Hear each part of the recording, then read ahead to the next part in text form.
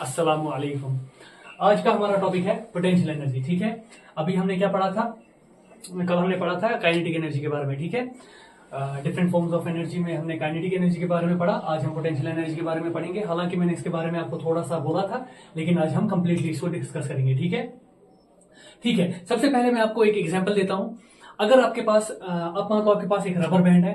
ठीक है, rubber band होता है ना, ठीक है, वो है आपके पास। ठीक है, तो रबर बैंड को क्या करना है, आप उसको क्या करते हैं, स्ट्रेच करते हैं। ठीक है, स्ट्रेच करते हैं, खींचते हैं। तो क्या होता है, जब आप उसको खींचते हैं फिर उसके बाद आपको कहा जाए कि आप उसको छोड़ो, क्या होगा उसे, ठीक है, वो अपनी जगह पे फिर से वापस आएगा। ठीक है, वैसे ही आपके पास बहुत सारी और भी एग्जांपल्स हैं, जैसे कि आपके पास एक स्प्रिंग हो। ठीक है, एक स्प्रिंग हो। ठीक है, स्प्रिंग ऐसा था, ठीक है ना, फिर उसके बाद इसको स्ट्रेच किया गया तो ये ऐसा हो गया। जैसे ही आप इसका एक पॉइंट छोड़ते हैं, एक एंड छोड़ेंगे, एक पकड़ के रखेंगे, तो ये वाला साइड इस साइड में आ जाएगा। ठीक है, या आप ये वाला साइड पकड़ के रखो और ये वाला साइड छोड़ो, ये उस साइड में चला जाएगा। ठीक है, ये क्यों होता है, ठीक है, ये एनर्जी कहां से आती है, जो कि क्योंकि आपने एनर्जी कैसे लगाई थी, जैसे कि रबर बैंड है, उस पर एनर्जी आप ऐसे लगा रहे थे। ठीक है, एक इस साइड लेके जा रहे थे, एक इस साइड लेके जा रहे थे, लेकिन आप वापस इसको नहीं लाना चाहते थे ना। देखो, आप इसमें कोई एनर्जी तो नहीं दे रहे ना कि ये वापस आ जाए, लेकिन आप ये ना चाहते हुए भी आप क्या कर रहे हैं, जब आप इसको खींच रहे हैं तो यहां से क्या हो रहा है कि आप जब इसको रिलीज कर रहे हैं, छोड़ रहे हैं, ये वापस अपनी जगह पे आ रहा है। इसका मतलब है कुछ तो एनर्जी इसमें होगी ना। हाँ, आपने एनर्जी कहां की तरफ, किस तरफ दी थी, इस डायरेक्शन में दी थी एनर्जी और इस डायरेक्शन में दी थी, लेकिन एनर्जी यहां फिर छोड़ने के बाद ये एनर्जी की डायरेक्शन यहां को आ रही है। कोई तो चीज होगी ना, कोई तो एनर्जी होगी ना जो यहाँ पे इसमें होगी, किसमें, इस रबर बैंड में, जिसकी वजह से ये रबर बैंड क्या हुआ कि जब स्ट्रेच हुआ था उसके बाद ये फिर अपनी प्लेस पे आ गया वापस। पहले ये इतना हमने स्ट्रेच किया था और उसके बाद ये छोटा सा हो गया, यानी कि बिल्कुल अपने जहां पे था वहां पे ही वापस आ गया। ठीक है, तो देखो क्या होता है, हमने काइनेटिक एनर्जी के बारे में पढ़ा था। ठीक है, और पोटेंशियल एनर्जी इसी में से आती है। ठीक है, देखो क्या होता है, आप क्या करते हैं, आपने वर्क डन तो सीखा ही है। ठीक है, हमने पिछले वीडियोस में डिस्कस किया था वर्क डन किसे कहते हैं। आप क्या करते हैं, आप जब रबर बैंड को स्ट्रेच करते हैं, स्ट्रेच करने के दौरान उस रबर बैंड पे आप क्या करते हैं, काम करते हैं, वर्क करते हैं। ठीक है, आप वर्क कर रहे हैं उस रबर बैंड के ऊपर। जो आप वर्क करते हैं ना, वो वर्क एक्चुअली में स्टोर रहता है, जमा रहता है कहीं पे कहीं ना कहीं उस रबर बैंड में ही जमा रहता है, स्टोर रहता है। वो जो एनर्जी होती है, जो क्योंकि वर्क हमने देखा था। ठीक है, जब हमने उस टाइम वर्क इसके लिए काइनेटिक एनर्जी के लिए फॉर्मूला डिराइव की थी ना, काइनेटिक एनर्जी के लिए हमने क्या फॉर्मूला डिराइव की थी, 1/2 mv²। ठीक है, ये काइनेटिक एनर्जी की फॉर्मूला थी। ठीक है, इसी में हमने W भी लिखा था, याद होगा आपको। ठीक है, वर्क डन, ये भी तो वर्क ही है ना। ठीक है, अब ये क्या होता है, एनर्जी क्या होता है, एनर्जी को हम कहते हैं कैपेबिलिटी ऑफ डूइंग वर्क। ठीक है, काम करने की सलाहियत को ही हम क्या कहते हैं, काइनेटिक एनर्जी कहते हैं। ठीक है, तो अब उस टाइम हमने ये देखा था, इस काइनेटिक एनर्जी और वर्क का एक्सप्रेशन एक जैसा ही लगभग था, इसकी यूनिट भी सेम होते हैं। ठीक है, इसके भी जूल होते हैं। ठीक है, ये सेम था। ठीक है, उस टाइम हमने देखा था। तो क्या होता है, जब आप वर्क करते हैं, यानी कि आप कुछ एनर्जी इस पे लगा रहे हैं, आप जैसे ही इस पे वर्क करते हैं ना, वो वर्क एक्चुअल में कहीं ना कहीं स्टोर रहता है। ठीक है, जो वो वर्क स्टोर रहता है ना, वो भी एनर्जी होती है। ठीक है, एक एनर्जी होती है, जैसे कि हमने देखा यहाँ पे जूल एनर्जी तो है, आप वर्क कर रहे हैं, वो एनर्जी कहीं ना कहीं स्टोर रहती है। उसी एनर्जी को हम क्या कहते हैं, पोटेंशियल एनर्जी। ये एक्चुअल में यही पोटेंशियल एनर्जी होती है जो कि इस रबर बैंड को मदद करता है अपने, जहां पे आपने इसको लिया था वहां से जब आप इसको छोड़ते हैं, वही पोटेंशियल एनर्जी मदद करती है इस रबर बैंड को अपनी प्लेस पे वापस आने के लिए। ठीक है, देखो जैसे कि ये स्प्रिंग है, आप क्या कर रहे हैं, स्प्रिंग ऐसे ही रेस्ट में है। ठीक है, कोई इस पे काम नहीं कर रहे हैं, आप अपनी जगह पे है, रुका हुआ है। आप क्या कर रहे हैं, आप इसको यहां से पकड़ रहे हैं और फिर इसको स्ट्रेच कर रहे हैं। स्ट्रेच करने के बाद ये कुछ ऐसा हो गया। ठीक है, ऐसा कुछ हो गया, तो ये जैसे ही हमने स्ट्रेच किया, ठीक है, अब आप इसको क्या कर रहे हैं, स्ट्रेच कर रहे हैं, आपने इस पे काम किया होगा कुछ, क्योंकि ये रहना किस स्टेट में चाहता था, रहना कैसे चाहता था, ऐसे ही तो था ये, लेकिन आपको थोड़ी मेहनत करनी पड़ी, कुछ काम करना पड़ा इस पर, तब जाके आपने इसको स्ट्रेच किया। ठीक है, ऐसे तो स्ट्रेच खुद ब खुद तो नहीं होगा ना, खुद ब खुद ऐसे नहीं होगा। ठीक है, आपने इस पे फोर्स लगाया, जहां पे आप फोर्स लगाएंगे वहां पे क्या होगा, वर्क होगा ही होगा। ठीक है, क्योंकि हमें पता है वर्क बराबर है फोर्स इनटू डिस्प्लेसमेंट। ठीक है, डिस्प्लेस भी हो रहा है, थोड़ा सा आप इसको खींच रहे हैं ना, ये पहले अगर इसकी लेंथ L मान लो थी, ठीक है, अब की बार भी वही L होगी, नहीं, खींचने पर ये थोड़ा लंबा हो जाएगा, इसकी लेंथ जो है वो L से ज्यादा हो जाएगी। अब मान लो L प्लस एक्स हमें नहीं पता है कितनी लेंथ है, ठीक है, हम मानेंगे, लेकिन इस कहने का मेरा मतलब है कि थोड़ी सी लेंथ ज्यादा हो जाएगी, ठीक है, यहाँ पे एल थी, यहाँ पे एल प्लस एक्स हो जाएगी, ठीक है। या आप ऐसे अगर ज्यादा अच्छे से समझ में आए, अगर हम ऐसा मान लें कि इसकी लेंथ 5 मीटर थी, अब इसकी लेंथ 10 मीटर हो गई, खींचा आपने इसको, ठीक है, खींचकर इसको बड़ा किया, तो फोर्स लगा रहे हैं ना आप, इससे फोर्स लगा रहे हैं, इसका मतलब वर्क डन हो रहा है, ठीक है, वर्क डन हो रहा है, तो फिर इसका मतलब कहीं ना कहीं एनर्जी दे रहे हैं हम, कोई काइनेटिक एनर्जी, ठीक है, वो काइनेटिक एनर्जी का कॉन्सेप्ट और पोटेंशियल एनर्जी का जो रिलेशन आपस में है ना, ये कहीं ना कहीं आपस में जुड़े रहते हैं, ठीक है, एक दूसरे के साथ एसोसिएट रहते हैं, तो वो मैं आपको अभी पढ़ाऊंगा। तो देखो, जब आप इस पे फोर्स लगा रहे हैं, इसका मतलब कहीं ना कहीं आप वर्क कर रहे हैं, जब वर्क कर रहे हैं वही वर्क स्टोर रहता है किसमें, पोटेंशियल एनर्जी में। जितना काम आप इस पे लगा रहे हैं इसको खींचने में, वही काम कहीं ना कहीं स्टोर हो जाता है इसी स्प्रिंग में एज ए पोटेंशियल एनर्जी, ठीक है। और यही पोटेंशियल एनर्जी छोड़ने के बाद यही पोटेंशियल एनर्जी काम में ली जाती है, यही पोटेंशियल एनर्जी काम में कौन लेता है, ये स्प्रिंग, ठीक है, इसके पास एनर्जी आ गई है, पहले तो नहीं थी, ठीक है, अब स्ट्रेच करने के बाद जो आपने काम किया वो पोटेंशियल एनर्जी में कन्वर्ट हो गया, ठीक है। जब आप इसको छोड़ते हैं, यही पोटेंशियल एनर्जी क्या होती है, यही पोटेंशियल एनर्जी इसी का इस्तेमाल करके ये वापस से अपने आप को अपनी उसी शक्ल में लेके आता है जिस शक्ल में ये पहले था, ठीक है। तो ऐसी जो एनर्जीज होती हैं, जो ऐसे जैसे कि रबर बैंड में हमने देखा था, ठीक है, स्ट्रेच करने के बाद फिर ऐसे स्टोर रहना एनर्जी, ऐसी एनर्जीज जो होती हैं ये कौन सी होती हैं, पोटेंशियल एनर्जीज होती हैं, ठीक है। वैसे ही आपको मैंने ग्रेविटी का एक कॉन्सेप्ट दिया था, अर्थ की ग्रेविटी के बारे में। जैसे कि मान लो आप अर्थ है, ठीक है, और आप क्या कर रहे हैं, यहाँ पे एक ऑब्जेक्ट है जिसको आप यहां तक लेके जा रहे हैं, ठीक है। तो यहां पे क्या होता है, देखो असल में क्या था, ये कहां पे रहना चाहता था, यहां पे, लेकिन आपने क्या किया, इस पर काम किया, इस ऑब्जेक्ट पर, और इस ऑब्जेक्ट को आप यहां तक लेके गए, यानी कि डिस्प्लेस हुआ ना, ठीक है, यहां से यहां तक कुछ तो डिस्प्लेसमेंट हुई होगी ना, यहां से यहां तक कुछ तो डिस्टेंस कवर की होगी ना इसने। मान लो यहां पे डिस्टेंस 0 थी, यहां पे 0, यहां तक पहुंचने, यहां पे अगर 0 थी अर्थ के सरफेस पर, तो जब आप इसको ऊपर तक लेके जा रहे हैं, किसी पॉइंट तक लेके जा रहे हैं, ठीक है, अर्थ के सरफेस से कुछ दूरी तक लेके जा रहे हैं, तो कुछ तो होगा ना, कुछ तो इसने डिस्टेंस कवर की होगी, या कुछ तो डिस्प्लेसमेंट होगी ना इसकी।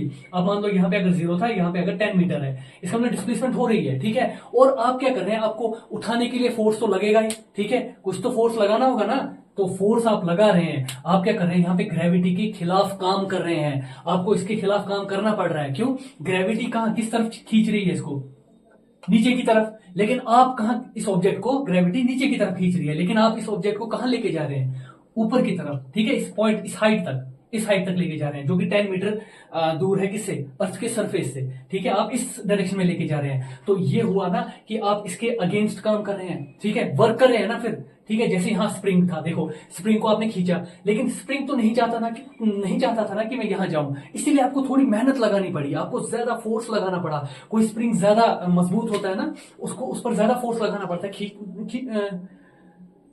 हाँ खींचना पड़ता है, ठीक है। कोई ऐसा स्प्रिंग होता है जिसको ज्यादा आपको फोर्स लगाना पड़ेगा, ज्यादा फोर्स लगाने से क्या होगा कि उस पर आपको ज्यादा काम करना पड़ेगा, ठीक है, ज्यादा काम करना पड़ेगा, तो ज्यादा पोटेंशियल एनर्जी उसमें स्टोर रहेगी, ज्यादा पोटेंशियल एनर्जी। ये देखा होगा आपने कि जो मजबूत स्प्रिंग होते हैं ना, जिन पे ज्यादा फोर्स लगाना पड़ता है, छोड़ने पर उनसे ज्यादा हाथ में लगती है, ठीक है। कभी देखा होगा रबर बैंड में, ठीक है, पतला सा रबर बैंड होगा ना, पतला सा, ठीक है, उसको खींचोगे, एक साइड छोड़ोगे, यहाँ पे हाथ पे वो लगेगा, इतनी ज्यादा नहीं लगेगी आपको, ठीक है। लेकिन अगर आप मोटा सा रबड़ लोगे ना, फिर उसके बाद उसको क्या करोगे, स्ट्रेच करोगे और फिर खींचो या छोड़ोगे, ठीक है, तो आपके हाथ में ज्यादा लगेगी। क्यों, क्योंकि उसमें ज्यादा पोटेंशियल एनर्जी होती है, क्योंकि आपको खींचने में ज्यादा मेहनत लगी होती है। जितनी ज्यादा आप मेहनत लगाओगे, जितना ज्यादा आप वर्क करोगे, उतना ज्यादा पोटेंशियल एनर्जी उसमें स्टोर रहेगी, ठीक है। और जितनी ज्यादा पोटेंशियल एनर्जी होगी, छोड़ने पे वो सब एनर्जी एक ही साथ आपके हाथ पर आ सकती है, ठीक है। इसीलिए हाथ पर ट्राई करने की जरूरत नहीं है, आप कहीं और किसी और चीज के साथ भी ट्राई कर सकते हैं। किसी चीज के साथ बांध के रखो और फिर छोड़ो और देखो फिर वो कितने तेजी से दूसरी साइड में हिट करता है, ठीक है। ओके, अब देखो यहाँ पे आप इसके यहाँ पे भी आप खिलाफ काम कर रहे थे, वर्क करना पड़ रहा था, किसके खिलाफ, क्योंकि स्प्रिंग रहना चाहता था ऐसा, लेकिन आप इसको जबरदस्ती आप इसको स्ट्रेच कर रहे थे, खींच रहे थे, तो ये मान नहीं रहा था, इसीलिए आप इस पे काम कर रहे थे, इस पे काम हो रहा था, ठीक है, वर्क हो रहा था, तो फिर वो एनर्जी पोटेंशियल एनर्जी में स्टोर रही। अब यहाँ पे भी यही हो रहा है, देखो अर्थ में अर्थ के केस में क्या होता है कि अर्थ इसको नीचे खींचना चाहती है, लेकिन आप इसके अगेंस्ट, इसके खिलाफ काम कर रहे हैं। अर्थ इसको नीचे लेना चाहती है, लेकिन आप इसको इस हाइट तक लेके जा रहे हैं, ठीक है, इसके अपोजिट लेके जा रहे हैं। तो अपोजिट लेने में क्या होगा, कुछ तो पोटेंशियल एनर्जी इसमें स्टोर होगी ना, क्योंकि आप कुछ काम कर रहे हैं, वही काम कन्वर्ट हो जाएगा किसमें, वही वर्क जो आप इस ग्रेविटी के खिलाफ कर रहे हैं वो कन्वर्ट हो जाएगा पोटेंशियल एनर्जी में। तो ये पॉइंट, इस पॉइंट पर इस ऑब्जेक्ट की पोटेंशियल एनर्जी कुछ ना कुछ होगी, ठीक है। इसीलिए जब आप इसको छोड़ते हैं तो ये नीचे आता है। क्यों आता है नीचे? क्योंकि वहां पे पोटेंशियल एनर्जी इसमें होती है। इसमें ऐसा नहीं कि इसमें कोई एनर्जी नहीं होती है, ठीक है, एनर्जी होती है इसमें, उसको हम पोटेंशियल एनर्जी कहते हैं। इसीलिए छोड़ने पर ये नीचे जाता है, क्योंकि छोड़ने पर हमने पढ़ा था कि कोई भी ऑब्जेक्ट जो है जब तक उस पर फोर्स ना लगाया जाए ना तो वो अपनी जगह से नहीं हिलेगा। तो यहां पे ये फिर कैसे हिला? अगर हमने इसको यहां पे देखो, हम ऊपर लेके गए, ऊपर लिया, फिर उसके बाद इसको क्या किया? छोड़ा। छोड़ने पर ये खुद ब खुद नीचे आया। आपने इसको कोई धक्का नहीं दिया, कोई धक्का नहीं दिया नीचे की तरफ, कोई धक्का नहीं दिया, कोई फोर्स नहीं लगाया, नीचे की तरफ धक्का नहीं दिया। इसका क्या मतलब है? अगर आपने धक्का नहीं दिया, कोई फोर्स नीचे की तरफ नहीं दिया, फिर ये नीचे आया क्यों? ठीक है, वो तो पता है ग्रेविटी है, लेकिन असल में है क्या? यहाँ पे पोटेंशियल एनर्जी है इसमें, ठीक है, पोटेंशियल एनर्जी की वजह से ये हो रहा है, ठीक है, क्योंकि ग्रेविटी की वजह से ही ये पोटेंशियल एनर्जी इसमें आ रही है। क्योंकि अगर ग्रेविटी ना होती तो आपको इसके खिलाफ वर्क करना ही नहीं था, ठीक है, लेकिन ग्रेविटी की वजह से आपको इसके खिलाफ वर्क करना पड़ा। अगर ग्रेविटी नहीं होती तो वर्क भी नहीं होता, वर्क नहीं होता तो सीधी सी बात है पोटेंशियल एनर्जी में कन्वर्ट भी नहीं होता ये, ठीक है, तो पोटेंशियल एनर्जी भी जीरो हो जाती, ठीक है। लेकिन ग्रेविटी है, उसी की वजह से तो ये हो रहा है ये सब, ठीक है। ओके, ये समझ में आ गया होगा। ये था पोटेंशियल एनर्जी का कॉन्सेप्ट की पोटेंशियल एनर्जी होती क्या है, ठीक है।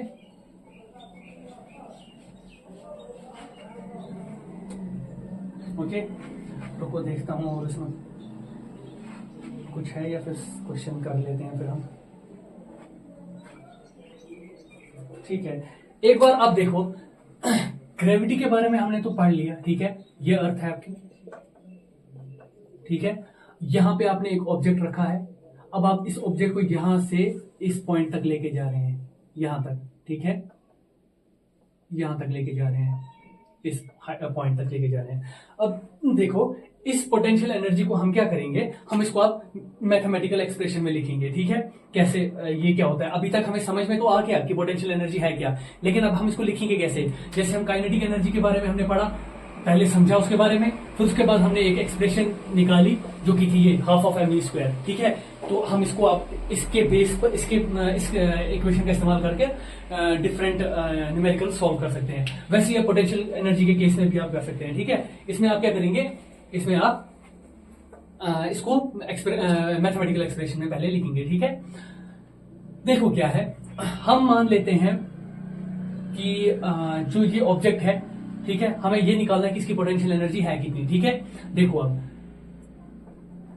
एक चीज पहले देख लो, उस टाइम हमने जब डिराइव किया था ना, पिछले वाले वीडियो में हमने डिराइव किया था जब काइनेटिक एनर्जी के एक्सप्रेशन को, तो हम यहां से होके आए थे। पहले हमने डब्ल्यू निकाला था mv स्क्वायर, फिर हमने इसी को कहा था यही है वर्क डन की कैपेबिलिटी, ठीक है, कैपेबिलिटी ऑफ डूइंग वर्क, उसी को हमने कहा था ये है काइनेटिक एनर्जी।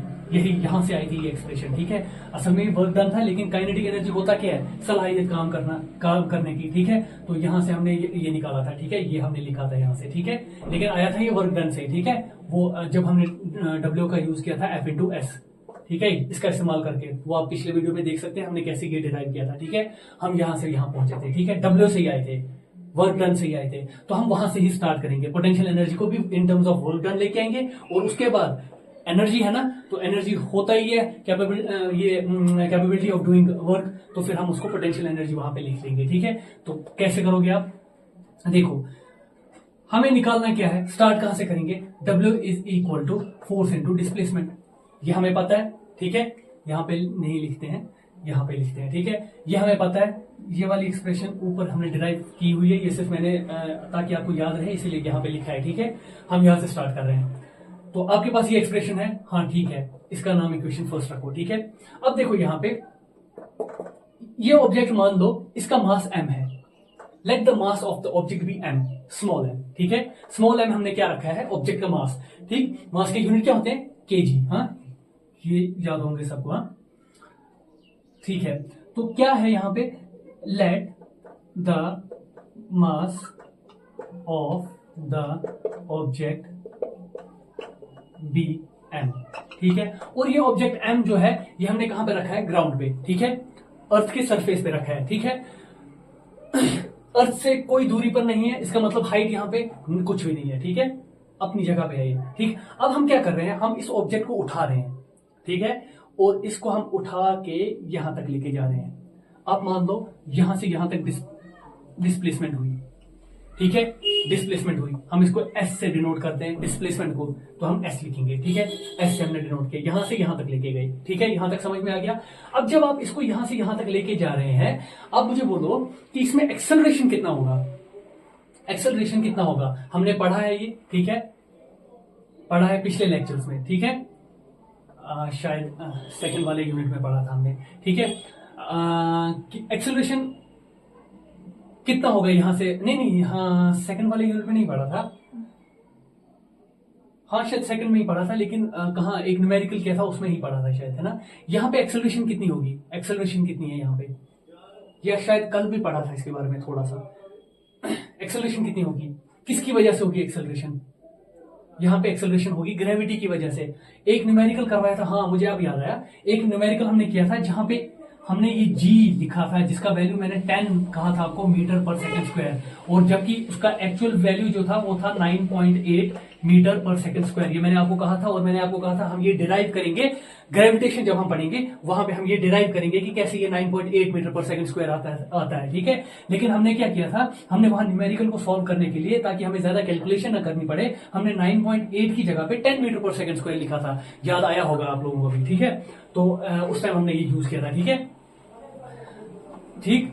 तो अब यहां पे मुझे बोलो फिर एक्सेलरेशन क्या है, g acceleration due to gravity, gravity की वजह से कुछ एक्सेलरेशन आ रहा है ना, और वो होता किसके बराबर है, 9.8 मीटर पर सेकंड स्क्वायर, ये याद रखना है आपको, ये हम बाद में फिर कैलकुलेट भी करेंगे, ठीक है, खुद से हमने नहीं लाया, ये खुद से नहीं हमने लाया, ये क्या है, ये डिराइव भी हम करेंगे, ठीक है, और ये कैलकुलेट भी करेंगे इसका वैल्यू जी का, ठीक है, लेकिन ग्रेविटेशन वाले चैप्टर में, यहाँ पे नहीं। तो ये यहाँ पे आता है कितना, यहाँ पे हमें वैल्यू की जरूरत नहीं है फिलहाल, तो आपको एक्सेलरेशन कितना आ रहा है इसमें, जी, ठीक है, ओके। मास कितना है, m, वो हमें पता है। देखो अब मुझे बोलो कि इस पे फोर्स कितना लगेगा, न्यूटन सेकंड लॉ से हमें क्या, सेकंड लॉ ऑफ मोशन जो हमने पढ़ा था ना, फ्रॉम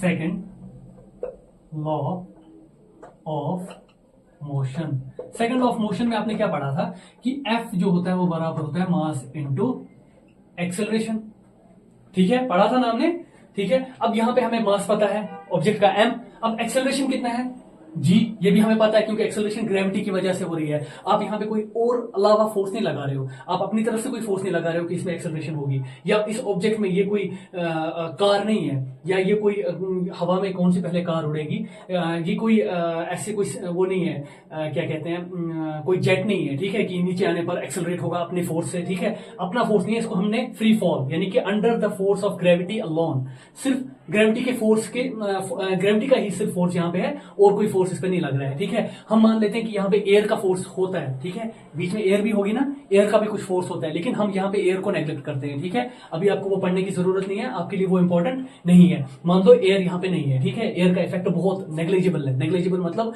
नजरअंदाज करने लायक वाला फोर्स, ठीक है, नजरअंदाज हम कर सकते हैं उसको, बहुत ही कम, ठीक है। तो मान लो यहाँ पे एयर का कोई असर इस पर नहीं पड़ रहा है, ठीक है। अब जैसे इसको छोड़ रहे हैं, सिर्फ और सिर्फ ग्रेविटी के अंडर ही ये नीचे आ रहा है, ठीक है, ग्रेविटी की वजह से नीचे आ रहा है और इस पे कोई फोर्स नहीं लग रहा है, तो एक्सेलरेशन ड्यू टू ग्रेविटी हुई ना, ठीक है।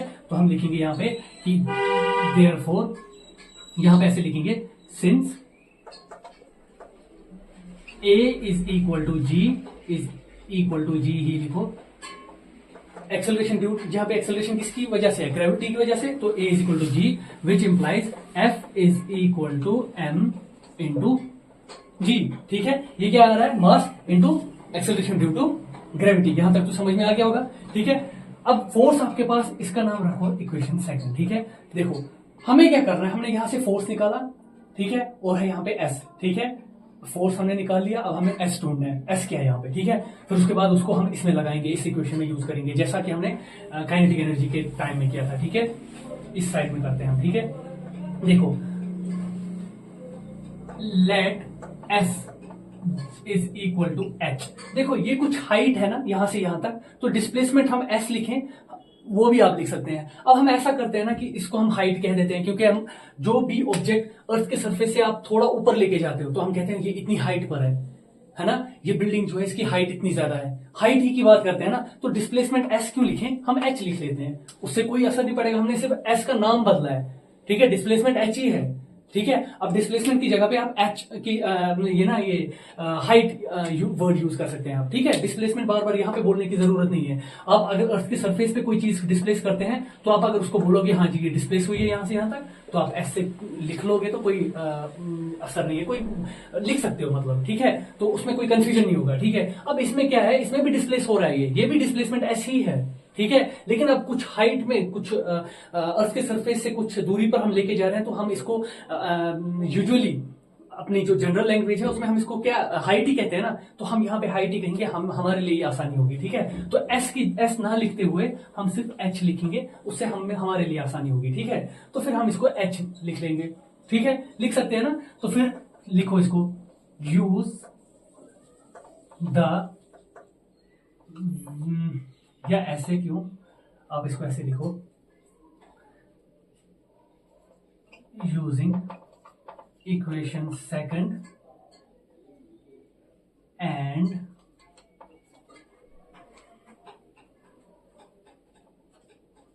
Replace S by H in equation first.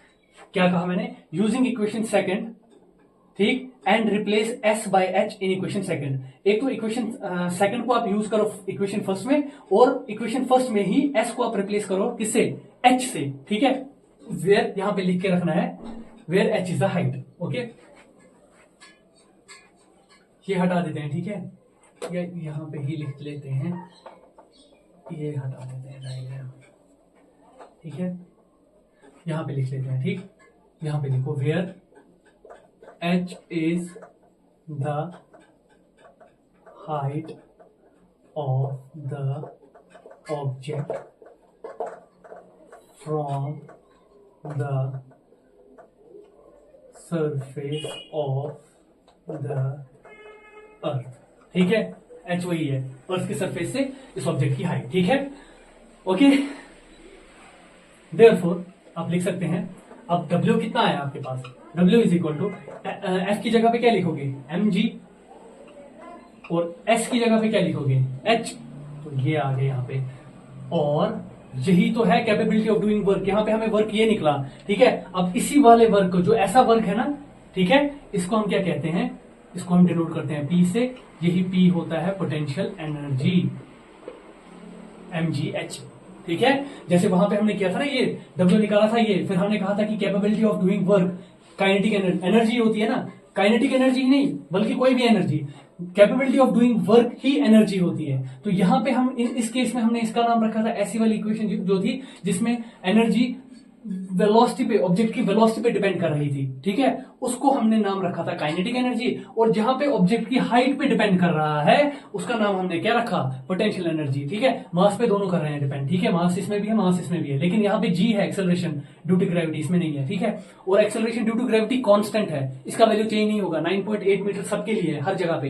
अर्थ पे g का value 9.8 metre per second square है, ठीक है, वो चेंज नहीं होगा। मास ऑब्जेक्ट का चेंज नहीं होगा, ऑब्जेक्ट का अगर 1 kg का ऑब्जेक्ट है तो इस हाइट पे लेने के बाद भी वो 1 ही kg का होगा, तो मास और g चेंज नहीं होंगे। तो चेंज कौन हो रहा है, h, क्योंकि आप यहाँ पे h रख सकते हैं, अगर ये अर्थ का सरफेस है, इतना दूरी तक आप लेके जा रहे हैं तो h है, यहां लेके जा रहे हैं तो h से कम हो गया, ठीक है। यहां तक लेके जाएंगे h, और बढ़ा सकते हैं आप, कम कर सकते हैं, बढ़ा सकते हैं, अपनी मर्जी आपकी। तो इसका मतलब h यहाँ पे चेंज हो रहा है, तो h पे जहां पे डिपेंड करेगा वो पोटेंशियल एनर्जी है, और जहां पे ये v वेलोसिटी, ऑब्जेक्ट की वेलोसिटी पे डिपेंड करेगा वो काइनेटिक एनर्जी है, ठीक है, ये पोटेंशियल एनर्जी, ठीक। दोनों एक्सप्रेशन हमारे पास आ गए हैं, ठीक है। चलो अब मैं इसको हटा देता हूं ये सब, हाँ,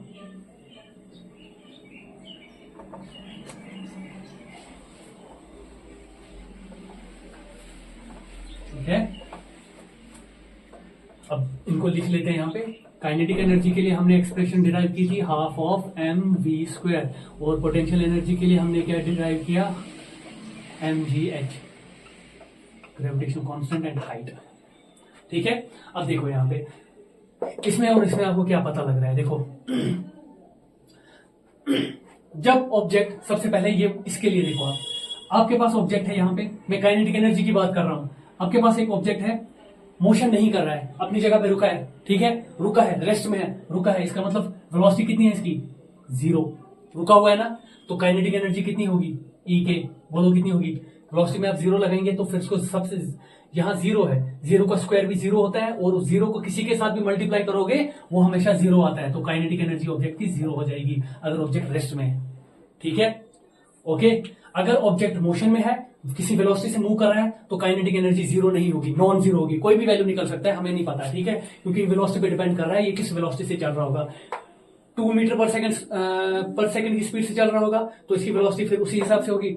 10 मीटर पर सेकंड से की स्पीड से चल रहा होगा तो इसी में ही कैलकुलेट कर सकते हो आप। ठीक है, तो उसकी वेलोसिटी नहीं, काइनेटिक एनर्जी। अगर 2 मीटर पर सेकंड की वेलोसिटी से चल रहा होगा तो इसकी काइनेटिक एनर्जी कुछ और होगी, 10 मीटर पर सेकंड की वेलोसिटी से चल रहा होगा तो काइनेटिक एनर्जी कुछ और होगी। ठीक है, ओके। रेस्ट के लिए जीरो हो जाती है। ठीक है, अगर ऑब्जेक्ट रुका होगा। अब देखो यहाँ पे ये अर्थ है आपकी, ठीक है, और ये आपका ऑब्जेक्ट है। ठीक है, किस हाइट पर है, यहाँ पे हाइट कितनी है, यहाँ पे कोई हाइट ही नहीं है। ठीक है, ऊपर तो लेके ही नहीं गए, सरफेस पे है, इसका मतलब हाइट जीरो है। तो यहाँ पे आता है पोटेंशियल एनर्जी। पोटेंशियल एनर्जी कितनी होगी, P इज इक्वल टू किसके बराबर है, m into acceleration due to gravity into h। h ही जब जीरो है सरफेस पे तो फिर ये सारी h जीरो से किसी को भी मल्टीप्लाई करोगे, h की जगह पे जीरो लगाओगे। ठीक है, तो इसको मल्टीप्लाई करोगे तो फिर P जीरो ही आना है ना, तो अर्थ की सरफेस पे पोटेंशियल एनर्जी जीरो। ठीक है, हाँ, अगर आप ऐसा करते हैं कि ऑब्जेक्ट को कुछ हाइट तक लेके जाते हैं, जैसे कि यहाँ पे 10 मीटर की हाइट पे लेके गए आप। ठीक है, तो आप इसको लिखेंगे पोटेंशियल एनर्जी होगा m इंटू में g इंटू में h कितना है 10, तो आप लिखोगे यही। ठीक है, आ गया समझ में, तो आप ऐसे लिखोगे। यहाँ पे h जीरो था सरफेस पे तो h की जगह जीरो लगाओगे, सब ये जीरो इसके साथ मल्टीप्लाई होगा तो ये जीरो आ जाएगा। ठीक है, ओके, आई होप ये समझ में आ गया होगा आपको। हाँ, ठीक है। अच्छा, हाँ, एक और चीज देखो, अगर आप ऐसा, ये आपकी अगर अर्थ है, आप यहाँ पे क्या कर रहे हैं, ऑब्जेक्ट यहाँ पे है, आप इस ऑब्जेक्ट को क्या कर रहे हैं, इस ऑब्जेक्ट को पहले यहाँ पे लेके जा रहे हैं। ठीक है, आप वर्क कर रहे हैं इस पे। ठीक है, आप इसको यहाँ तक लेके जा रहे हैं, उसके बाद इस ऑब्जेक्ट को आप यहाँ ले जाते हैं।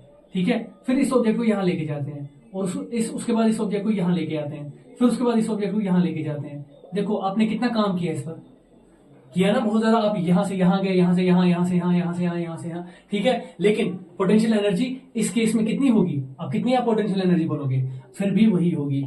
यहाँ से यहाँ तक की हाइट आपको देखनी है, आप कहाँ से गए हैं, कितना चल के गए हैं, वो इसमें डिपेंड नहीं करता। पोटेंशियल एनर्जी इस पे डिपेंड नहीं करती है। पोटेंशियल एनर्जी आपके जो आपका आप कहाँ से, देखो आप यहाँ से ऑब्जेक्ट को लेके गए हैं यहाँ तक, ये इस पाथ पे डिपेंड नहीं करती है। पाथ का मतलब है कि इस रास्ते पे डिपेंड नहीं करती है कि आप किस रास्ते से होके गए हैं। ठीक है, इसको सिर्फ और सिर्फ इससे लेना देना है कि आप यहां तक आप कहां पे हैं इस वक्त। ठीक है, और कैसे पहुंचे उससे इस पोटेंशियल एनर्जी को कोई लेना देना नहीं है, बस आपको यहां तक पहुंचना है। ठीक है, ये डायरेक्ट हाइट यहां से यहां तक गिन लेता है। ठीक है, फिर वो ये भी वही होगा m मल्टीप्लाइड बाई g, और अगर इसकी हाइट यहां से h है, ठीक है, या आप यहां से ऐसे मान लो, यहां से आप 5 मीटर चले, यहां से आप 5 मीटर चले और यहां से आप 5 मीटर चले। ठीक है,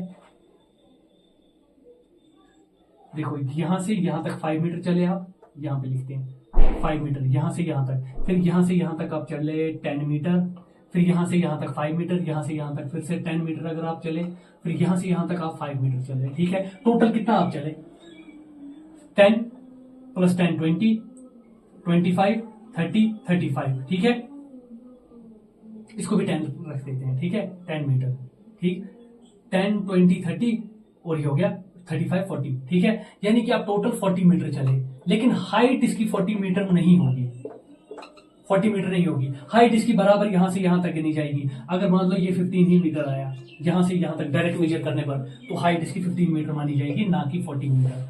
ठीक है, आप कितना चल के गए, या आपकी डिस्प्लेसमेंट नहीं देखनी है। ठीक है, सिर्फ देखना है कि ये ऑब्जेक्ट यहां से यहां तक कैसे पहुंच, मतलब कितनी दूरी पर है, बस पहुंचा कैसे, उससे कोई लेना देना नहीं है। ठीक है, याद रहेगा। ओके, ये इंपॉर्टेंट पॉइंट है लेकिन। ठीक है, पाथ पे डिपेंड नहीं करता है, कहां से होके गए उस पर डिपेंड नहीं करेगा। तो ये था पोटेंशियल एनर्जी का कॉन्सेप्ट। अब हम देखते हैं इस पे कुछ क्वेश्चंस। देखो क्या कह रहा है, ये एग्जांपल है, एग्जांपल 3.5।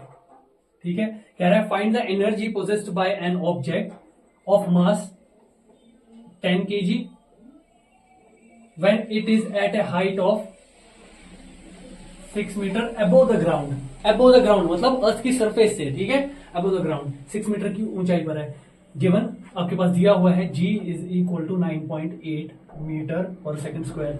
आपकी बुक ही में एक एग्जांपल है, ठीक है, देख लो ये एग्जांपल 3.5 पूछ क्या रहा है कि एनर्जी कितनी एनर्जी इसमें लगेगी, find the energy possessed by an object, ठीक है, एनर्जी पूछ रहा है कितनी है इसमें, ठीक है। अब हाइट की बात की तो सीधी सी बात है, इसमें हाइट तो इस एक्सप्रेशन में है ही नहीं कहीं काइनेटिक एनर्जी के एक्सप्रेशन में, क्योंकि इसने पूछा नहीं हमसे कि पोटेंशियल एनर्जी निकालनी है या काइनेटिक एनर्जी निकालनी है, ये पूछ रहा है कि इसमें एनर्जी कितनी है, सिर्फ ऐसे ही पूछ रहा है। लेकिन एनर्जी तो ये भी है, एनर्जी ये भी है, अब सिर्फ फर्क कितना है, ये काइनेटिक एनर्जी है और ये पोटेंशियल एनर्जी है। काइनेटिक एनर्जी का मतलब कि ये वेलोसिटी पे डिपेंड करता है, पोटेंशियल एनर्जी का मतलब ये हाइट पे डिपेंड करता है। अब देखो जो चीजें दी हुई है वो इसके साथ मैच हो रही है या इसके साथ, देखो एम दिया हुआ है, हाँ एम इसमें है बिल्कुल, यहां तक हम मानते हैं। एच दिया हुआ है लेकिन एच इसमें है ही नहीं, तो ये वाली एक्सप्रेशन हम यूज ही नहीं कर सकते, एच यहाँ पे है। जी भी दिया हुआ है, जी भी यहाँ पे है, तो फिर हम पोटेंशियल एनर्जी ही हमें निकालनी है, ठीक है। तो सोल्यूशन इसका कितना होगा, क्या होगा, P is equal to m, m कितना है 10, ठीक है, और फिर उसके बाद मल्टीप्लाइड बाय जी, जी कितना है 9.8, वहां से ही दिया हुआ है, यूनिट हम नहीं लिखेंगे, पोटेंशियल एनर्जी है ना, ये भी एनर्जी है, इसका यूनिट भी जूल ही होगा, ठीक है, जो हमने पढ़ा है। तो सब लास्ट में हम लिख लेंगे जूल, क्योंकि ये सब एसआई यूनिट में है, ये मीटर में है, केजी में है और ये मीटर पर सेकंड स्क्वायर में है, ठीक है, एसआई यूनिट में है। एच, एच कितना है 6, ठीक है। अब इसको सॉल्व करो, ये हो जाएगा 10 मल्टीप्लाइड बाई 98/10, ठीक है। मैंने आपको सिखाया था ना, ये पॉइंट के बदले यहाँ डिनोमिनेटर में 1 और उसके बाद जितने डिजिट होंगे उसके बदले एक 0, उतने 0, ठीक है, एक ही डिजिट है यहाँ पे पॉइंट के बाद, तो यहाँ पे 0, ठीक है, और इसको 98 लिखा जाता है, ठीक है। आप इसको कैलकुलेटर भी करके देखो, 98 डिवाइड बाई 10 9.8 ही आएगा, ठीक है, और मल्टीप्लाई बाई 6, यहाँ से ये 10 और 10 कैंसिल आउट हो जाएगा, 10 1 है ना, तो इसको सॉल्व करो, 6 8 48, 4 कैरी, 9 6 54, 58, 588 जूल, 588 जूल्स, हाँ बिल्कुल ठीक है। तो पोटेंशियल एनर्जी हमारे पास कितनी आ जाएगी 588 जूल्स, ओके। तो ऐसे ही सॉल्व करना था ये वाला, ठीक है। नेक्स्ट वाला करते हैं, इजी है ना, बिल्कुल इजी न्यूमेरिकल्स नहीं है। उसके बाद example 3.6, an object of mass 12 kg, एक ऑब्जेक्ट है जिसका मास कितना है 12 kg, is at a certain height above the ground, किसी हाइट पे है ये ग्राउंड से कुछ दूरी पे है, लेकिन हमें पता नहीं है, ये क्वेश्चन मार्क है, ठीक है, पता नहीं है, हमें दिया नहीं इसने। If the potential energy of the object is, आपको पोटेंशियल एनर्जी वहां से ही दी है 480 जूल, ठीक है। Find the height at which the object is with respect to the ground, आपको हाइट निकालनी है, कितना दूरी पे होगा, ठीक है। गिवन आपको दिया हुआ है क्या, acceleration due to gravity 10 metre per second square, ठीक है। याद रखना जहां पे 10 मीटर दिया होगा क्वेश्चन में, वहां पे 10 मीटर ही यूज करो, जहां पे 9.8 मीटर पर सेकंड दिया होगा, पर सेकंड स्क्वायर दिया होगा, वहां पे 9.8 metre per second square use करोगे, ठीक है। जहां पे 9.8 है क्वेश्चन में, वहां 9.8, जहां पे 10 है वहां पे 10, ठीक है, यहाँ पे 10 दिया हुआ है, ठीक है। निकालना क्या है आपको, हाइट h निकालना है। अब हमें पता है कि इसकी एक्सप्रेशन क्या है, we know that potential energy is equal to m into g into h, ठीक है, हमें h निकालना है ना, हम इसको ऐसे लिख सकते हैं, देखो विच इम्प्लाइज p, हम यहाँ पे ऐसे ही लिखेंगे, m और g ये किस में है, h के साथ किस में है, मतलब कहने का मतलब है इनके बीच में प्लस हो रहा है, माइनस हो रहा है, मल्टीप्लीकेशन हो रहा है या डिवीजन हो रहा है, मल्टीप्लीकेशन हो रहा है, m और g और h आपस में मल्टीप्लाई में है, ठीक है। तो m और g को हम लेफ्ट हैंड साइड में लेके आएंगे, ठीक है, इस साइड में लेके आएंगे, P वाले साइड में, इक्वल टू के लेफ्ट साइड में, ठीक है। तो यहाँ पे ये इसके मल्टीप्लाई में है, तो यहाँ किस में जाएंगे, ये डिवाइड में, तो यहाँ पे डिवाइड में दोनों जाएंगे, m और into g is equal to h, लिख सकते हैं ना, देखो P ये वाला था, m और g h के साथ मल्टीप्लाई में थे राइट साइड में, लेफ्ट साइड में लेके आए, ये डिवाइड में चले जाते हैं, ठीक है। और अब इसको ऑर्डर में लिखेंगे, हमने क्या लिखा था, P divide by m g is equal to h, हम लिखेंगे h is equal to P divided by m into g, एक इसी तो बात है, ठीक है। आपको अगर ऐसे दिया होगा x बराबर है 7 के, अब आप ये बोलो कि 7 बराबर है x के या x बराबर है 7 के, एक ही बात है ना, ठीक है, दोनों आपस में बराबर है, तो एक ही बात है, आप इसको इसके बराबर बोलो या इसको इसके बराबर बोलो, ठीक है। तो यहाँ पे भी हमने वही किया, इसको इसके बराबर बोलो या इसको इसके बराबर बोलो, बात तो एक ही है, ठीक है। तो आप क्या करोगे, विच इंप्लाइज, अब वैल्यूज यूज करो, h is equal to p की जगह पे क्या लिखोगे 480, ठीक है। देखो ये जूल है, केजी है, मीटर पर सेकंड स्क्वायर, ऐसा यूनिट्स में दिया है, h किसमें निकलेगा, है तो डिस्प्लेसमेंट ही, हमने देखा था अभी, है तो ये डिस्प्लेसमेंट ही, तो इसके यूनिट क्या होंगे, मीटर, ठीक है। तो वो हम लास्ट में मीटर लिख देंगे, ठीक है। P की जगह पे 480, M की जगह पे क्या लिखोगे 12, ठीक है, और इंटू G यानी कि 10, ठीक है ये, ठीक है। अब देखो इनको सॉल्व करो, यहां से 1 0 कैंसिल आउट हो जाएगा, 12 1 12, 12 4 48, which implies H is equal to 4 metre. देख लेते हैं पहले, ठीक है, कितना है H, 4 मीटर, ओके। हाँ ठीक है, ठीक है, ऑब्जेक्ट की हाइट कितनी आई, 4 मीटर, ओके ओके। देखो अब एक इंपॉर्टेंट कॉन्सेप्ट हम इसमें डिस्कस करते हैं और उसके बाद हम यहां पे ही रोकते हैं इसे। हाँ देखो, law of conservation of energy. Law of conservation of energy क्या कहता है कि किसी भी सिस्टम का, किसी भी चीज का जो किसी भी चीज की जो टोटल एनर्जी होती है ना, वो कंजर्व रहती है। कंजर्व का मतलब है वो क्या रहती है, कांस्टेंट रहती है। क्या रहती है, कांस्टेंट। कहने का मतलब क्या है, देखो मैं आप लोगों को समझाता हूं। Law of conservation of energy कहती है कि energy can neither be created nor be destroyed. मतलब इसका ये है कि एनर्जी जितनी प्रेजेंट है ना आपके पास, जैसे कि यहाँ पे आपके पास इसमें ये ऑब्जेक्ट है, इसको आपको हिलाना है, ठीक है, ये किसी अर्थ की सरफेस पे है, ठीक है, या छोड़ो अर्थ की सरफेस पे, ऐसे ही हम सीधे से ऐसे दिखाते हैं, ठीक है। हाँ अर्थ की सरफेस पे ही है, ठीक है, लेकिन ऐसे है, ठीक। आप क्या कर रहे हैं, आप इस पे एनर्जी लगा रहे हैं। आपके पास जैसे कि 10 जूल एनर्जी है, ठीक है, 10 जूल की एनर्जी इसमें इस ऑब्जेक्ट में मौजूद है, ठीक है। जब तक आप इस पर बाहर से कोई एनर्जी ना दो, ठीक है, इसमें वही 10 जूल रहने वाली है, इसमें कोई चेंज नहीं आएगा। यही ये कह रहा है कि एनर्जी अगर यहाँ पे 10 जूल है तो वो 10 जूल ही रहनी है, ठीक है, चाहे किसी भी फॉर्म में हो। तो इसी का ये टोटल जो है ना वो हमेशा 10 जूल ही रहेगा, किसी भी फॉर्म में होने का मतलब ये है कि आप ऐसा मान लो कि इसमें एनर्जी है लेकिन किस फॉर्म में ये पता नहीं है। फॉर्म हमने पढ़ा था ना, जैसे कि लाइट एनर्जी एक फॉर्म है इसकी एनर्जी की, शक्ल एक एनर्जी की, ठीक है, शक्ल एक है, लाइट एनर्जी है, इलेक्ट्रिक एनर्जी है, ठीक है, वैसे ही हमने पढ़ा था। और क्या था, मैकेनिकल एनर्जी है, ठीक है, मैकेनिकल एनर्जी है, और कौन सी है, काइनेटिक एनर्जी है, ठीक है, ई के से हमने डिनोट किया था, पोटेंशियल एनर्जी है। ऐसी बहुत सारी फॉर्म है एनर्जी की, ठीक है। तो यहाँ पे क्या है, हमें ऐसा मान लो कि अगर ये लाइट एनर्जी है, ठीक है, देखो ये 10 जूल की एनर्जी इसमें टोटल एनर्जी है, ठीक। अब इसमें लाइट एनर्जी हम मान लेते हैं, इसमें 5 नहीं 7 जूल हम मान लेते हैं लाइट एनर्जी है। कौन सी, लाइट एनर्जी है। और हम मान लेते हैं इसमें 3, पता है फिर क्या होगा। अब आपको ऐसा बोला जाए कि इसमें और कुछ भी एनर्जी होगी, मान लो इसमें सिर्फ और इलेक्ट्रिक एनर्जी बचती है, बस उसके बगैर और कोई एनर्जी नहीं है इनमें से, तो फिर आप कह सकते हैं कि इलेक्ट्रिक एनर्जी कितनी होगी, 3 जूल होगी, ठीक है। ये हमेशा चलता रहेगा, क्यों, क्योंकि इनका टोटल जो सम है ना वो 10 जूल ही आएगा, वो कांस्टेंट रहेगा, जो कि इसकी टोटल एनर्जी थी वही रहेगी, उसके अलावा नहीं। ऐसा नहीं होगा कि अगर यहाँ पे 7 जूल लाइट एनर्जी है तो इलेक्ट्रिक एनर्जी यहाँ पे दूसरा वाला, 2 ही फॉर्म है इसके, इलेक्ट्रिक एनर्जी इसमें है और इसमें लाइट एनर्जी है इस ऑब्जेक्ट में, ऐसा मान लो इसमें यही 2 एनर्जी है। ऐसा नहीं हो सकता कि इसमें 7 जूल अगर लाइट एनर्जी है तो इसमें 5 जूल होंगे वो इलेक्ट्रिक एनर्जी, ऐसा हो ही नहीं सकता। क्यों, क्योंकि 7 और 5 हो जाते हैं 12, लेकिन 12 जूल कहां से आया, ये 2 जूल एक्स्ट्रा कहां से आए, ये आएंगे ही नहीं। तो यही कहता है law of conservation of energy, कहता है जितनी एनर्जी एक ऑब्जेक्ट में, यहाँ पे ऑब्जेक्ट में है, ठीक है, मैं ऑब्जेक्ट यूज कर रहा हूँ, हालांकि ऑब्जेक्ट जो है ना यहाँ पे ऑब्जेक्ट बार बार यूज नहीं करना है, लेकिन आपको समझाने के लिए मैं सिर्फ ऑब्जेक्ट की एनर्जी कह रहा हूँ, ठीक है, ऑब्जेक्ट में एनर्जी इतनी है,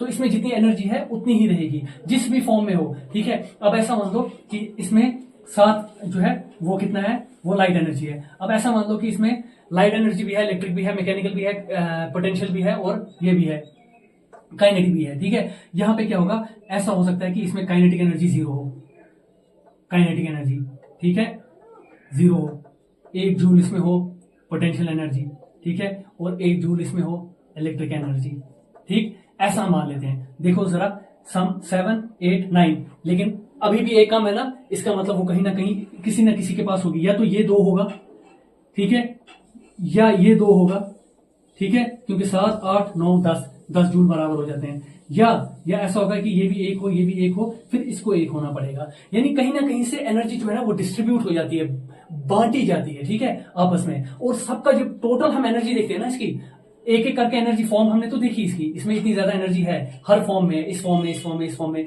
फिर उसके बाद जब टोटल देखा जाता है ना, वो हमेशा कांस्टेंट रहता है, वो और सेम रहता है, ठीक है। कांस्टेंट का मतलब है वो चेंज नहीं होगा। ये 10 है, यहाँ पे टोटल एनर्जी में अगर 10 जूल है तो इनका भी टोटल जो सम है ना वो भी 10 जूल ही रहना चाहिए, ठीक है। कहने का वो मतलब है, ठीक। आई होप कि समझ में आ गया होगा आपको, ठीक है। देखो अब हम क्या करते हैं, हम यहाँ पे इन दो एनर्जीज के बारे में डिस्कस करते हैं जो हमने अभी की थी, काइनेटिक एनर्जी और पोटेंशियल एनर्जी। आपके पास ये अर्थ है, ठीक है। आप क्या कर रहे हैं, आपके पास अगर यहाँ पे ऑब्जेक्ट है, ठीक है, यहाँ पे रखा हुआ है, ठीक है। आप देखो यहाँ पे ये कैसे इंटरचेंज हो रहा है, इसमें कंजर्वेशन ऑफ एनर्जी समझा रहा हूं मैं, ठीक है। देखो कैसे ये हो रहा है, ये इंटरचेंज एनर्जी यानी कि आपस में कैसे बदल रही हैं। पोटेंशियल एनर्जी कैसे काइनेटिक एनर्जी में चेंज हो रहा है और काइनेटिक एनर्जी पोटेंशियल एनर्जी में चेंज हो रहा है। देखो ये ऑब्जेक्ट जो है ना, इसमें मान लो, देखो इस वक्त ग्रेविटी की बात कर रहे हैं ना, तो इसमें सिर्फ या तो काइनेटिक एनर्जी हो सकता है या पोटेंशियल एनर्जी हो सकता है। काइनेटिक तब होगा जब इसमें वेलोसिटी आ जाएगी, क्योंकि जब हम छोड़ेंगे ये किसी वेलोसिटी के साथ नीचे भी गिरेगा ना, कुछ तो स्पीड इसमें आएगी ना, कुछ तो वेलोसिटी आएगी ना इसमें, ठीक है। और जब वेलोसिटी इसमें आएगी, जैसे ही वेलोसिटी आई, मास तो इसका होगा, ऐसा कोई ऑब्जेक्ट नहीं है जिसका मास नहीं होगा। हम इसका मास मान लेते हैं m ऑब्जेक्ट का, तो यहां पे भी कुछ हाइट तक लेके जाओगे तब भी तो m ही होगा, ठीक है। m भी है, मास भी है और वेलोसिटी भी हो जाएगी, तो इसकी काइनेटिक एनर्जी आ जाएगी, और कोई एनर्जी इसमें नहीं है, ठीक है।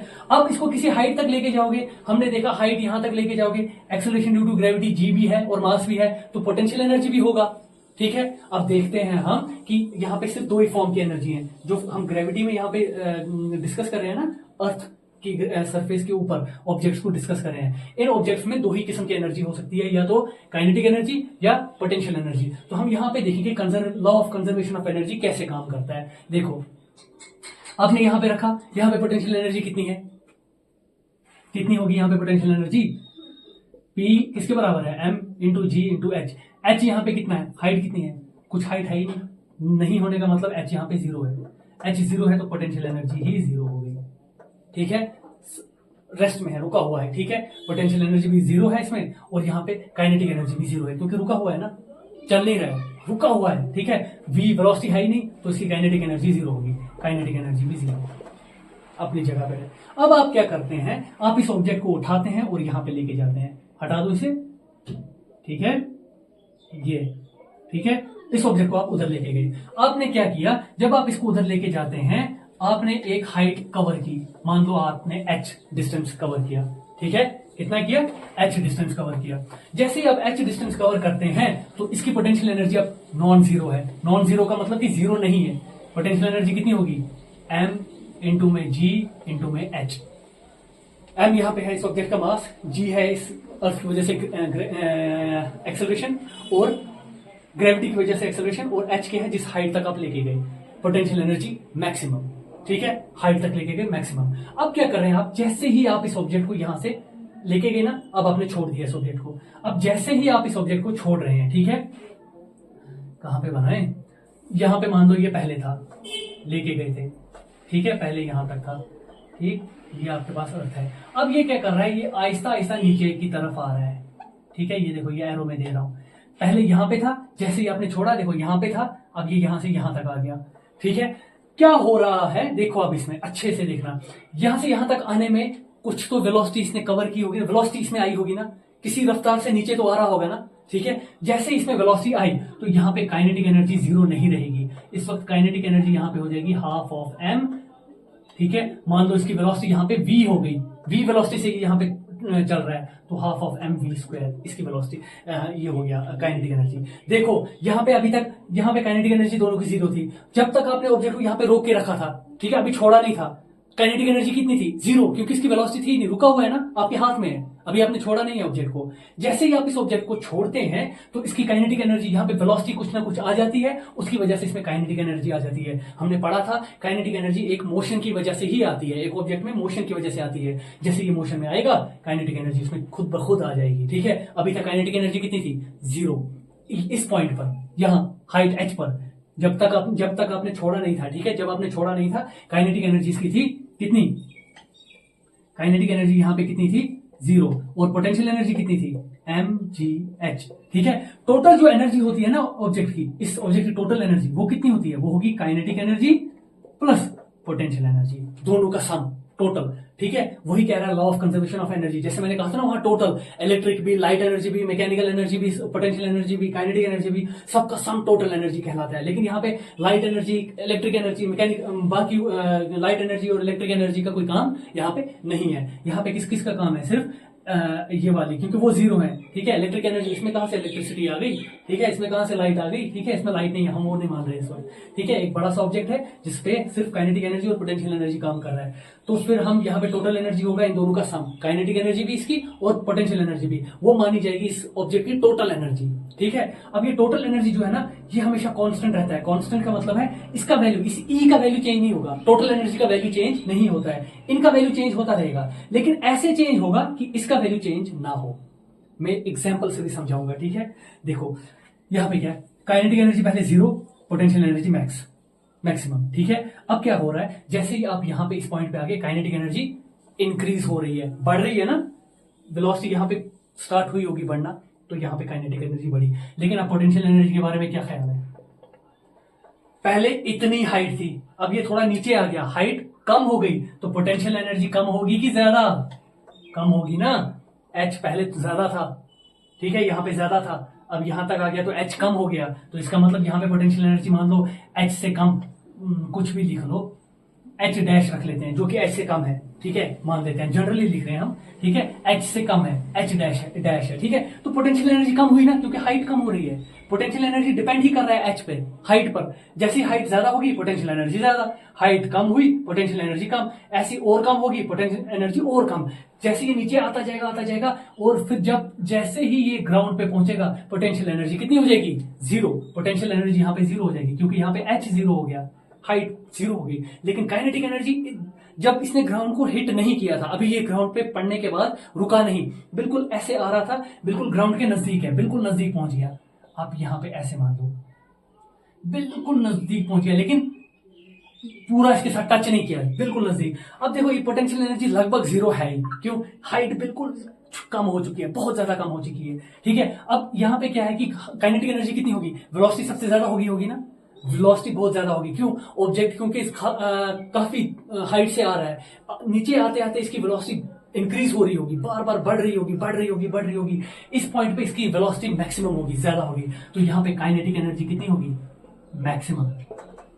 मैक्सिमम होगा, ठीक है। जहां पे काइनेटिक एनर्जी मैक्सिमम हो रहा है, देखो क्या हो रहा है, टोटल एनर्जी कैसे कंजर्व रहती है, जहां पे ये जीरो है वहां पे ये मैक्सिमम है, और जहां पे ये मैक्सिमम है वहां पे ये जीरो है। अब यही एक दूसरे को क्या करते हैं, ये जैसे बढ़ने लगता है ये कम होने लगता है, और ये जब कम होने लगता है तो ये बढ़ने लगता है, और टोटल एनर्जी को क्या करते हैं, कंजर्व करते हैं। ऐसे मान लो, ठीक है, एग्जाम्पल से, कि अगर आपके पास टोटल एनर्जी 10 जूल है, ठीक है, तो जैसे ही काइनेटिक एनर्जी 7 पे पहुंच गया ना, 7 जूल पे, ठीक है, तो पोटेंशियल एनर्जी कितना होगा, ये 3 जूल होगा। अब जैसे ही ऐसा होगा कि काइनेटिक एनर्जी बढ़ रही है, ठीक है, स्टार्ट हमने पोटेंशियल से किया था ना, काइनेटिक 0 जूल है, ठीक है, पोटेंशियल मैक्सिमम थी ना, तो पोटेंशियल 10 जूल होगी, ठीक है। अब जैसे ही काइनेटिक एनर्जी बढ़ रही है, अब मान लो काइनेटिक एनर्जी हो गया 3 जूल, तो पोटेंशियल एनर्जी डिक्रीज हो जाती है। देखो हमने कहा ना, जब ये इंक्रीज होगी ये डिक्रीज होगा, तो ये कितना डिक्रीज हो जाएगा, मान लो 7 जूल, ठीक है। 7 और 3 10 ही रहेगा, देखो ऊपर भी 10 ही रहा, 10 + 0 भी 10 ही है, 7 + 3 भी 10 ही है।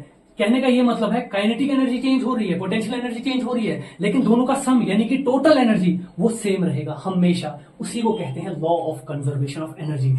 यह कहने का मतलब है ऑब्जेक्ट की जो टोटल एनर्जी होती है वो हमेशा क्या रहती है, टोटल एनर्जी का मतलब यहाँ पे kinetic energy plus potential energy, उनका जो सम होता है वो हमेशा कांस्टेंट रहता है, सेम रहता है, वो चेंज नहीं होगा। अगर ये 10 जूल पहले था, बाद में भी 10 जूल होगा, ठीक है। अब ये और बढ़ता जाएगा, जैसे कि यहाँ पे ये 5 जूल हो गया, ठीक है, ये यहां से 7 से कम होकर 5 जूल रह जाएगा, 5 और 5 फिर से 10 हो जाएगा, ठीक है। तो ये ऐसे ही चलता रहता है, ठीक है, ओके। तो ये था आज के लिए आज का टॉपिक पोटेंशियल एनर्जी। आज के लिए इतना ही, थैंक यू।